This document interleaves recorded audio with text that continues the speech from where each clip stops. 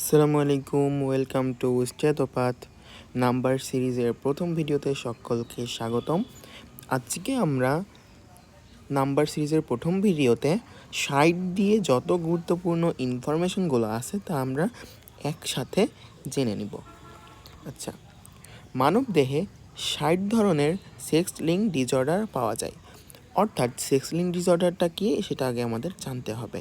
Sex link disorder হচ্ছে মানবদেহে যে সেক্স ক্রোমোজোম থাকে ছেলেদের XY এবং মেয়েদের XX, এই সেক্স ক্রোমোজোমের মিউটেশনের মাধ্যমে যে রোগগুলো হয় সেটাই হচ্ছে সেক্স লিঙ্ক ডিসঅর্ডার, যেটা এই মানবদেহে ৬০ ধরনের পাওয়া সম্ভব। তারপরে পৃথিবীর মোট সালোক সংশ্লেষণের প্রায় ৬০% শৈবাল সম্পন্ন করে।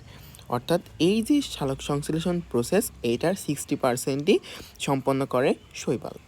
আচ্ছা, বেনজিনের নাইট্রেশনে সাধারণত ৬০°C তাপমাত্রা করা হয়।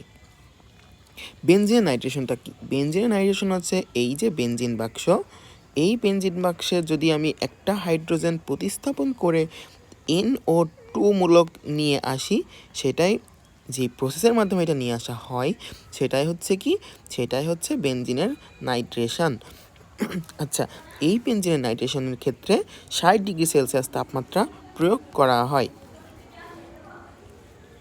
পৃথিবীর দীর্ঘতম শৈবাল প্রায় ৬০ মিটার লম্বা হয়। অর্থাৎ পৃথিবীতে যেই সবথেকে দীর্ঘতম শৈবাল সেটা ৬০ মিটার লম্বা।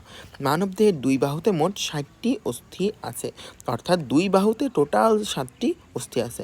মানবদেহের অস্থির গঠনে প্রায় ৬০% অজৈব পদার্থ। অর্থাৎ এর সাথে আরেকটা জিনিসও মনে রাখতে হবে, ৪০% জৈব পদার্থ, ৬০% অজৈব এবং 40% জৈব। আচ্ছা, তারপরে কি কাঠের প্রায় ৬০% অংশ সেলুলোজ দ্বারা গঠিত।